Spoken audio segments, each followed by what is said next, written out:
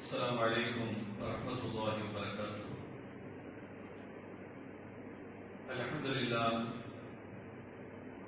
الحمد لله الذي حبب إلينا الإيمان وزينه في قلوبنا وكره إلينا الكفر والفسوق والعصيان في صدورنا، والصلاة والسلام على رسول رب العالمين وعلى آله وصحبه أجمعين. أما بعد، فقد قال الله تعالى في القرآن العظيم وفي الفرقان المجيد بعد أعوذ بالله من الشيطان الرجيم بسم الله الرحمن الرحيم. هو الذي أيدك بنصره وبالمؤمنين وألف بين قلوبهم لو أنفقت ما في الأرض جميعا ما ألفت بين قلوبهم ولكن الله ألف بينهم. وقال أشرف الأنبياء سيدنا محمد صلى الله عليه وسلم في دعاء يوم بدر: يا حي يا قيوم. ஆமீன். கண்ணியம் நிறைந்த அல்லாஹ்வுடைய நல்லடியார்களே, நெஞ்சம் நிறைந்த தாய்மார்களே, பாக்கியம் நிறைந்த ரமலானின் 17ஆம் இரவின் துவக்கத்திலே தராவீகை முடித்துவிட்டு மார்க்க செய்திகளை கேட்பதற்காக அமர்ந்திருக்கிறோம். ரப்புல் ஆலமீன் அல்லாஹ் ரமலானுடைய மாதத்தின் சீதேவிகளின் பட்டியலில் நம்மையும் நம்மை சார்ந்தவர்களையும் நம் சந்ததிகளையும் அல்லாஹ் தஆலா ஆக்கியருள்வானாக. வாழும் காலமெல்லாம் சீதேவித்தனமான அடையாளங்களோடு நல்ல பண்புகளோடு வாழ்கின்ற தௌஃபீகை தந்தருள்வானாக. மார்க்கத்திற்கு உறுதுணையாக இருக்கின்ற சந்ததிகளாக தன்னுடைய அறிவையும் ஆற்றலையும் வீரத்தையும் விவேகத்தையும் மார்க்க வளர்ச்சிக்கு பயன்படுத்தக்கூடிய பிள்ளைகளாக அல்லாஹ் தஆலா நம் பிள்ளைகளை ஆக்கியருள்வானாக. கண்ணியத்திற்குரிய அருமையான சகோதரர்களே, ரமலான் பிறை 17 என்று சொன்னால் ஒவ்வொரு ஆண்டும் இஸ்லாத்தினுடைய முதல் போரான பத்ருடைய அந்த போரின் நிகழ்வுகளை நினைவுபடுத்தி அந்த நாளையிலே அவர்களுக்காக வேண்டி யாசீன் ஓதி ஈசா சவாபு செய்து நாம் மார்க்க அடையாளத்தோடு வாழ்வதற்கு பெரும் தியாகம் செய்த அந்த பெருமக்களை நினைவு கூர்ந்து நன்றி பெருக்கை வெளிப்படுத்தக்கூடிய ஒரு வழமை இஸ்லாமிய சமூகத்திடத்திலே உண்டு. அந்த அளவுக்கு இஸ்லாத்திலே எத்தனையோ போர்கள் நடந்திருந்தாலும் கூட பத்ர் போர் என்பது மிக முக்கியமான ஒரு போர்.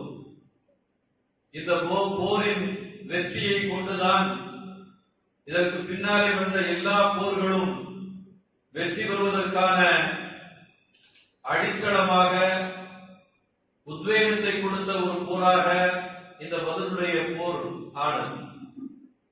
ஏனென்றால் குறைந்த படைகளை கொண்டு மிக பெரும்பான்மையாக இருந்த எதிரி படைகளை வீழ்த்தி வெற்றி வாகை சூடிய இந்த நிகழ்வு இஸ்லாமிய வளர்ச்சிக்கும் மறுமலர்ச்சிக்கும் மிகப்பெரிய காரணியாக அமைந்தது என்று சொன்னால் அது மிகையல்ல. மிக பிரமாண்டமான ஒரு வெற்றியை ரப்புல் ஆலமீன் நமக்கு தந்தார். மற்றைய போர்கள் எல்லாம் எண்ணிக்கையால் அதிகமான நபர்கள் கலந்து கொண்டிருந்தாலும் கூட எண்ணிக்கை குறைவான இந்த போர்க்களம் தான் வரலாற்றிலே அதிகமாக பேசப்படுகின்ற அளவுக்கு முக்கியத்துவம் வாய்ந்த போராக மார்க்க அடிப்படையிலே பார்க்கப்படுகிறது. பத்ருடைய வெற்றி செய்திகளை குறித்து நாம் ஒவ்வொரு ஆண்டும் பேசிக்கொண்டே வருகிறோம். பத்ரிலே எப்படி இந்த வெற்றி கிட்டியது, இந்த வெற்றிக்கு அடிப்படையாக அமைந்தது எது என்பதை வரலாற்று ஆய்வாளர்கள் குர்ஆன் ஹதீஸுடைய அடிப்படையிலே பல்வேறு செய்திகளை பகிர்ந்து கொள்கிறார்கள். முதலாவது, முஸ்லிம்களிடத்திலே இருந்த அசைக்க முடியாத ஈமானியத்தினுடைய உறுதிப்பாடு மிகப்பெரிய ஒரு வெற்றிக்கு காரணமாக அமைந்தது என்று அடையாளப்படுத்துகிறார்கள். உண்மைதான். இந்த பத்ருடைய யுத்தத்திலே முஸ்லிம்களோடு இணைந்து மலக்குமார்கள் போரிட்டார்கள். மலக்குமார்களை அல்லாஹ் தஆலா அனுப்பி வைத்து வெற்றிக்கான வழியை ஏற்படுத்தினான் என்று ரப்பல் ஆலமீன் குர்ஆன் ஷரீஃபிலே சொல்லியிருக்கிறார். உண்மையான செய்திதான். அதேபோல பெருமானார் ஸல்லல்லாஹு அலைஹி வஸல்லம் அவர்கள் யுத்தம் நடைபெறுவதற்கு முதல் நாள் இரவு இறைவனிடத்திலே அழுது மன்றாடி கண்ணீர் வடித்து இறைவனிடத்திலே துஆ செய்த அந்த துஆவின் வெளிப்பாடாக அல்லாஹ் தஆலா இந்த வெற்றியை தந்தான் என்று வரலாற்றிலே குறிப்பிடப்பட்டிருக்கிறது. அல்லது ரமதானுடைய மாதம் பாக்கியமான ஒரு மாதம், முஸ்லிம்கள் நோன்பு வைத்து இறைவனுடைய நெருக்கத்தை பெற்ற ஒரு மாதம். இந்த மாதத்திலே அந்த யுத்தம் நடைபெற்ற காரணத்தினாலே அல்லாஹ் தஆலாவுடைய தனிப்பட்ட உதவியை பெற்று வெற்றி பெறுவதற்கான சூழ்நிலை கிடைத்தது. அதனால் வெற்றி கண்டோம் என்று அடையாளப்படுத்தக்கூடியவர்களும் உண்டு. இப்படி இந்த வெற்றிக்கான கோணங்களை பல்வேறு வழிகளிலே நமக்கு வகைப்படுத்தி விரிவுபடுத்தி சொல்கிறார்கள். ஆனால் அல்லாஹ் தஆலா இதையும் தாண்டி ஒரு செய்தியை கவனப்படுத்துகிறார். ஹுவல்லதி அய்யதக பினஸ்ரிஹி வ பில் முஃமினீன் என்று ஒரு ஆயத்திலே சொல்லி காட்டுகிறார். அந்த ஆயத்துடைய பொருள் என்ன என்றால், வ யரீது அன் யஹ்தஉனக ஃபைன்ன ஹஸ்பகல்லாஹ், அவர்கள் உங்களுக்கு எதிராக சூழ்ச்சி செய்தாலும் மோசடி செய்தாலும் ஃபைன்ன ஹஸ்பகல்லாஹ், அல்லாஹ் உங்களுக்கு போதுமானவனாக இருக்கிறான். அந்த அல்லாஹ் எப்படிப்பட்டவன்? ஹுவல்லதி அய்யதக பினஸ்ரிஹி, நபியே உமக்கு தன்னுடைய தனிப்பட்ட உதவியை கொண்டு உங்களை பலப்படுத்தினான், வலுப்படுத்தினான். வபில் முஃமினீன், மூமின்களை கொண்டும் அல்லாஹ் உங்களை வலுப்படுத்தினான் என்று சொல்லி காட்டுகிறான். மூமின்கள் பக்கபலமாக இருந்தார்கள். அவருடைய உறுதிப்பாடும் ஈமானிய எழுச்சியும் வெற்றி பெறுவதற்கு அடித்தளமாக அடிப்படையாக இருந்தாலும் கூட அந்த மூமின்கள் மற்ற எல்லா போர்க்களத்திலேயுமே கலந்திருக்கிறார்கள். அதற்கு பின்னாலே நடந்த பன்நூற்றுக்கணக்கான போர்கள் நடந்திருக்கிறது. அந்த போர்களிலேயும் கலந்திருக்கிறார்கள். ஆனால் அல்லாஹ் தஆலா இந்த இடத்திலே மூமின்களுடைய உதவி என்று சொல்லிவிட்டு அதற்கு பின்னாலே ஒரு செய்தியை கவனமாக அடையாளப்படுத்துகிறார். வஅல்லஃப பைன குலூபிஹிம், அந்த மூமின்களுக்கிடையே அல்லாஹ் தஆலா ஒரு நேசத்தை, ஒரு பாசத்தை ஏற்படுத்தி வைத்திருந்தார். மிக முக்கியமான செய்தி. மூமின்களுக்கிடையே எப்படி பாசத்தை ஏற்படுத்தி இருந்தான், அதை அல்லாஹ் தஆலா தனியாக அடையாளமிட்டு சொல்ல வேண்டிய அவசியம் என்ன என்றால், அந்த மூமின்கள் ஈமானியத்தை தாண்டி ஈமான் கொண்டார்கள் என்ற காரணத்தினாலே சக முஸ்லிம்கள் மீது அளப்பெரிய பாசமுடையவர்களாக இருந்தார்கள். எல்லாவற்றிற்கும் சக முஸ்லிம்களுக்கு எல்லாவற்றையும் இழப்பதற்கு தயாராக இருந்தார்கள். ஒருவருக்கொருவர் அன்பு செலுத்தினார்கள், பாசத்தை காட்டினார்கள், சொத்தை பகிர்ந்து கொடுத்தார்கள், இடத்தை பிரித்து கொடுத்தார்கள். இப்படி அவர்கள் மீது அளவு கடந்த அன்பை செலுத்தினார்கள். மாத்திரமல்ல, இந்த யுத்தகலத்திலே யாராவது ஒருவர் பலகீனப்பட்டு விட்டால் இன்னொருவரை இழக்க வேண்டிய ஒரு சூழலை வந்துவிடும். நாம் அதிலே தொய்வை உருவாக்கிவிட்டால், நாம் இதுவரைக்கும் யாரை பாதுகாத்து வந்திருக்கிறோமோ அந்த தோழரை இழக்க வேண்டிய ஒரு சூழ்நிலை ஏற்பட்டுவிடும் என்கின்ற சிந்தனை மூமின்களுடைய உள்ளத்திலே ஆழமாக பதிந்து போயிருந்தது. நாம் கவனக்குறைவாக இருந்து விடுவோமேயானால் தோல்வி ஏற்பட்டுவிடும் என்றிருந்தாலும் கூட அந்த தோல்வி நம்முடைய சக முஸ்லிம்களுடைய உயிரை பறித்துவிடும், உடமைக்கான இழப்பை ஏற்படுத்திவிடும், சிதறடித்துவிடும் என்கின்ற சிந்தனை அவருடைய உள்ளத்திலே ஆழமாக பதிந்து போய் இருந்தது. அதனாலே எந்த விதத்திலேயும் சக முஸ்லிம்களுக்கு பாதிப்பை ஏற்படுத்திவிடக் கூடாது என்ற விஷயத்திலே மிக கவனமாக எல்லா முஸ்லிம்களும் ஒரே சிந்தனையில் இருந்தார்கள். அவர்களுடைய மன ஐக்கியம்தான், மன ரீதியாக அவர்களுக்கு ஏற்பட்ட அந்த ஒற்றுமைதான் மிகப்பெரிய வெற்றியை ஈட்டுவதற்கு காரணமாக அமைந்தது என்பதை சொல்லி காட்டுகிறார். கணித்துக்குரிய சகோதரர்களே, அல்லாஹ் தஆலா ஒரு இடத்துல சொல்லுவான் என்ன அப்படின்னா, அல்லதீன ஆமனூ யகாத்திலூன ஃபீ சபீலில்லாஹ் வல்லதீன கஃபரூ யகாத்திலூன ஃபீ சபீலித் தாகூத்.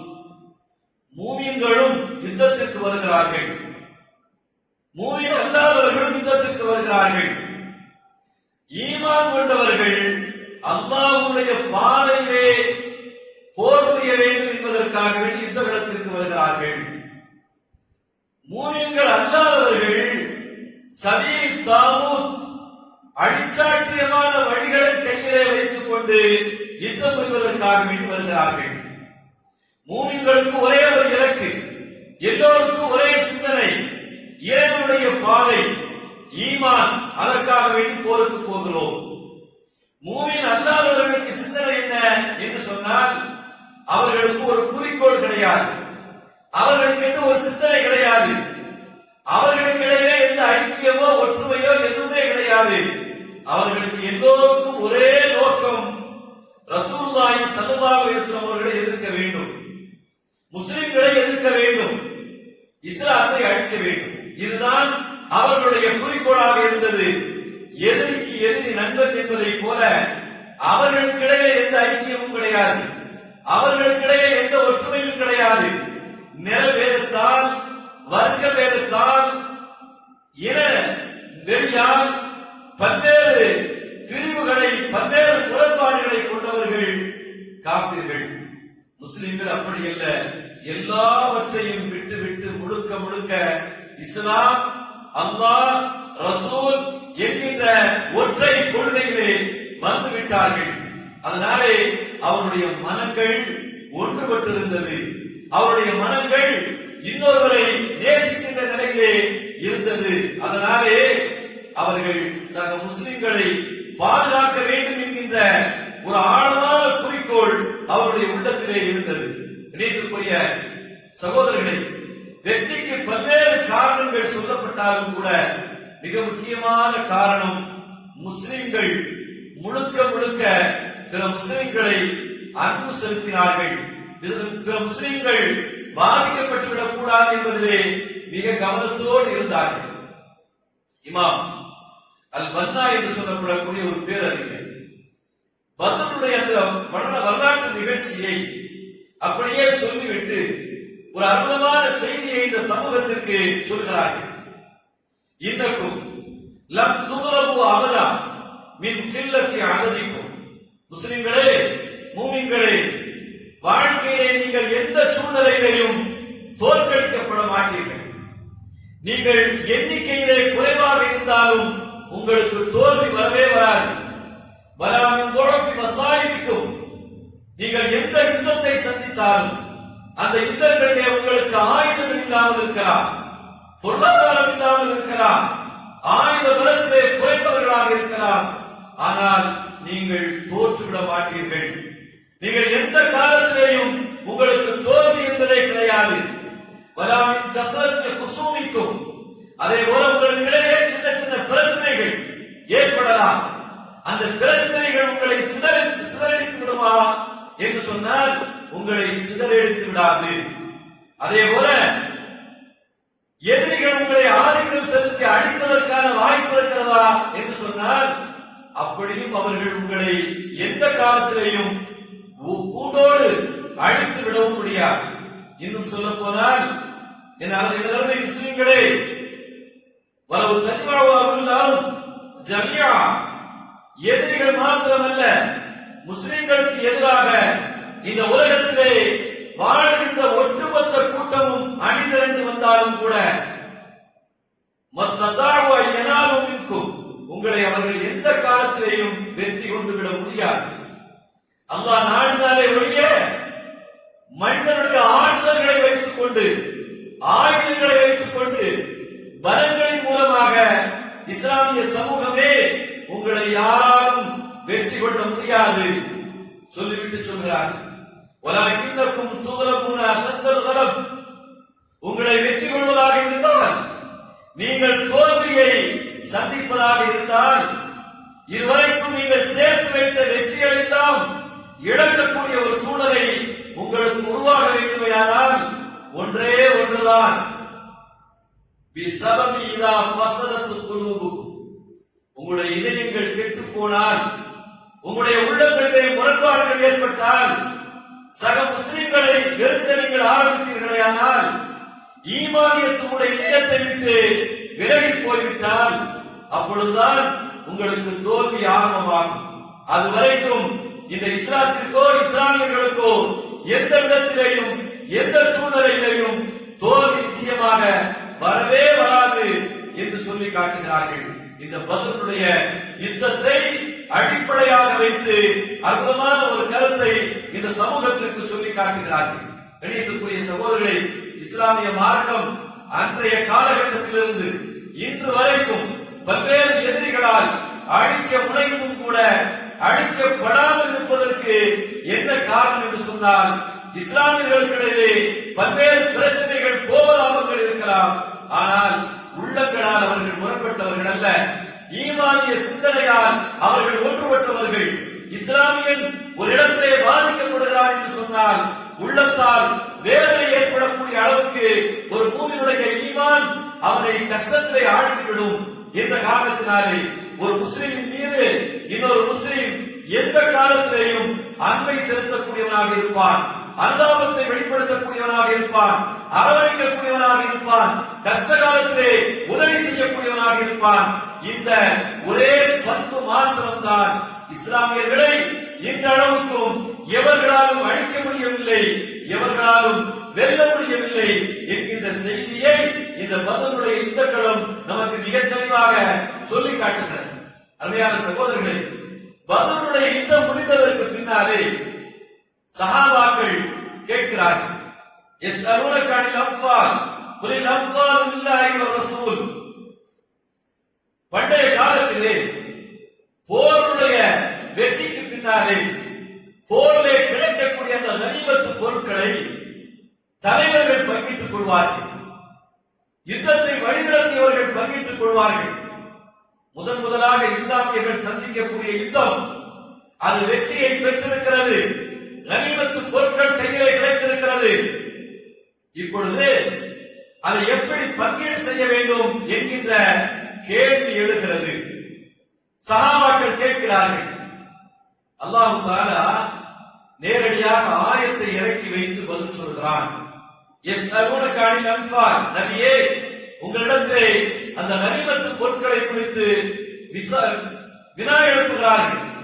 நீங்கள் சொல்லுங்கள், குலில் அன்ஃபாலு லில்லாஹி வ ரசூல், யுத்தத்திலே கிடைத்த அந்த பொருள் அல்லாஹ்வுக்கும் ரசூலுக்கும் உரியது சொல்லிவிட்டு அடுத்ததாக ரப்பல் ஆலமீன் அற்புதமான ஒரு செய்தியை நினைவூட்டுகிறார். இந்த யுத்தத்திலே நீங்கள் எந்த அடிப்படையிலே வெற்றியை கண்டீர்கள், வெற்றியை பெற்றீர்கள் என்று ரப்பல் ஆலமீன் ஒரு ஞாபக வார்த்தையை சொல்கிறார். ஃபத்தகுல்லாஹ வ அஸ்லிஹு ذات பைனிக்கும், அல்லாஹ்வை அஞ்சிக் கொள்ளுங்கள், அதிலே நீங்கள் விலகி விடாதீர்கள். கனிமத்து பொருள் கையிலே கிடைத்ததற்கு பின்னாலே எப்படி பங்கீடு செய்ய வேண்டும் என்கிற சிந்தனை உங்களுக்கு வந்திருக்கிறது. யுத்தத்திற்கு முன்னாலே ஒருங்கிணைந்திருந்த நீங்கள் யுத்தம் முடிந்ததற்கு பின்னாலே பொருளை குறித்த விசாரணை, பொருளை குறித்த வினா உங்களுக்கு ஏற்படுகிறது.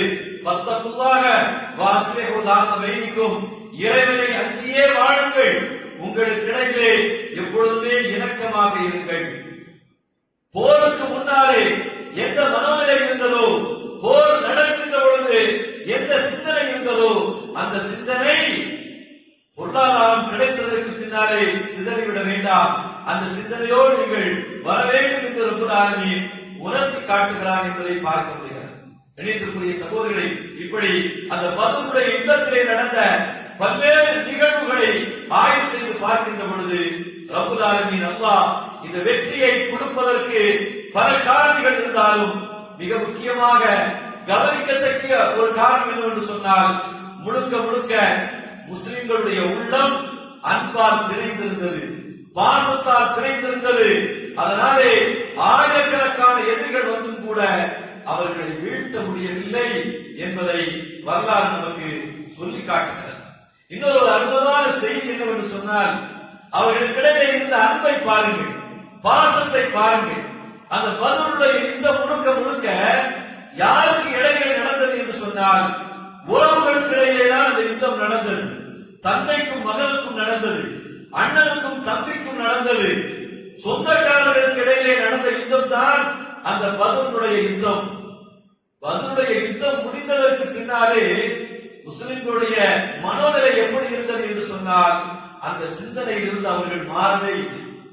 நம்மளா இருந்தா என்ன செய்வோம் அப்படின்னு சொன்னா ஆயுதம் தான் இருந்தாலும் நம்ம அடிச்சுக்கிட்டாலும் வச்சுக்கிட்டாலும் பிரச்சனையில நம்ம பிரச்சனை ஒன்று இருந்தாலும் நம்ம சேர்த்துக்க வேண்டியதான் அப்படின்னு சொல்லி அந்த எதிர்ப்பு உணர்வு காலங்கள் கழிந்தால் அப்படியே தளர்ந்து போய்விடும்.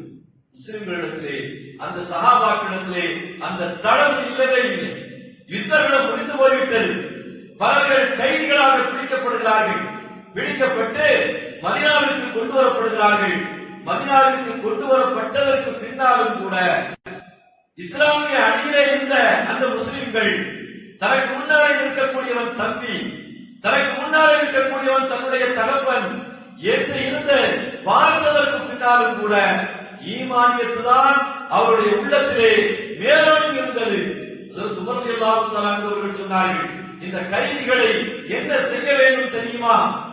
சம்பந்தமில்லாத நபர்கள் இந்த கைதிகளை கொல்லக்கூடாது. அண்ணனாக நம்முடைய அணியிலே இருப்பவர் எதிரணியிலே தம்பியாக யார் பீடிக்கப்பட்டிருக்கிறாரோ அவரை கொல்ல வேண்டும், உறவுகளை வைத்தே அவர்களை கொல்ல வேண்டும் என்று உமர் ரலியல்லாஹு தஆலா அவர்கள் சொல்கின்ற அளவுக்கு இஸ்லாமியர்களுக்குள்ளாலே பாசப்பிணைப்பு இருந்ததை தவிர இந்த பிணைப்பை, இந்த பாசத்தை எதிரணியிலே இருக்கக்கூடிய உறவுகளால் கூட சிதைக்க முடியாத அளவுக்கு இறுகி போயிருந்தது என்பதை பார்க்க முடியாது. நினைத்துக்கூடிய அருமையான சகோதரர்களே, இந்த பத்ருடைய இந்த களம் இன்றைய காலகட்டத்திலே முஸ்லிம்களாக வாழக்கூடிய நமக்கு சொல்லித் தரக்கூடிய மிக அற்புதமான பாடம் என்னவென்று சொன்னால், நாட்டிலே எந்த பிரச்சனைகள் இருந்தாலும், முஸ்லிம்கள் ஒதுக்கப்பட்டாலும், ஓரங்கட்டப்பட்டாலும், அவப்பெயர்கள் சொல்லி அசிங்கப்படுத்தப்பட்டாலும், எந்த சூழ்நிலையிலையும் இஸ்லாமிய இதயங்கள் இணைந்திருந்தால் எவ்வளவு பெரிய அதிகார வர்க்கத்தையும் ஆயுத பலத்தையும் மிகப்பெரிய ஜனத்திரளையும் எதிர்கொண்டு வெற்றி வாகை சூடக்கூடிய வாய்ப்பை ரப்புல் ஆலமீன் நிச்சயமாக தருவார் என்கின்ற உயர்வான பாடத்தை பத்ருடைய இந்த யுத்த களம் நமக்கு சொல்லித் தருகிறது. நினைத்திருக்கூடிய சகோதரர்களே, இப்படி நாம் முஸ்லிம்களாக வாழ்வதற்கு, மூமின்களாக வாழ்வதற்கு அடித்தளத்தை ஆழமாக இஸ்லாத்திற்கு செய்து தந்த அந்த பெருமக்கள் தான் பத்ரிலே கலந்து கொண்ட அந்த சஹாபாக்கள். அவருடைய மேன்மைகள், அவருடைய சிறப்புகள் வரலாற்றிலே நிரம்ப இருக்கிறது. ஸல்லல்லாஹு அலைஹி வஸல்லம் அவர்கள் எந்த சபைக்கு சென்றாலும் கூட பத்ரிலே கலந்து கொண்ட சஹாபி என்று சொன்னால் பக்கத்திலே அழைத்து வைத்து அந்த சபையிலே மரியாதை செய்வார்கள். ஏதாவது திருமண வீடுகளிலே பாடல்கள் பாடப்பட்டால் அதிலே பத்ரீன்களை குறித்து நீங்கள் பாட்டு பாடுங்கள் என்று சொல்லி அந்த வார்த்தைகளை காதுகளிலே கேட்டு மகிழ்ச்சி அடைவார்கள், சந்தோஷம் அடைவார்கள். அவர்கள் இறந்து போய்விட்டால், பத்ரிலே கலந்து கொண்ட சஹாபிகள் யாராவது இறந்தால் அவர்களுக்கு ஜனாசா தொழுகை தொழ வைக்கின்ற பொழுது 5 தக்பீர்கள் சொல்லி ஸல்லல்லாஹு அலைஹி வஸல்லம் அவர்கள் தொழ வைத்து மற்றவர்களுக்கும் அவர்களுக்குமான வேறுபாட்டை, வித்தியாசத்தை இந்த சமூகத்திற்கு உணர்த்தி காட்டியிருக்கிறார்கள் என்பதை பார்க்க முடிகிறது. இப்படி பல்வேறு நிலைகளிலே ஸல்லல்லாஹு அலைஹி வஸல்லம் அவர்கள் அவர்களை உச்சத்திலே வைத்து கொண்டாடி இருக்கிறார்கள் என்று சொன்னால், இன்று வரைக்கும் முஸ்லிம்களாக இருப்பதற்கு, மூமின்களாக இருப்பதற்கு, ஒரு சமூகம் சார்ந்து வாழ்வதற்கான நல்ல வாய்ப்பை நமக்கு ஏற்படுத்தி தந்தவர்கள் பத்ரிலே கலந்து கொண்ட அந்த மேன்மக்கள். அவர்களை நினைவு கூறுகின்ற ஒரு நல்ல நாள் தான் இந்த நாள்.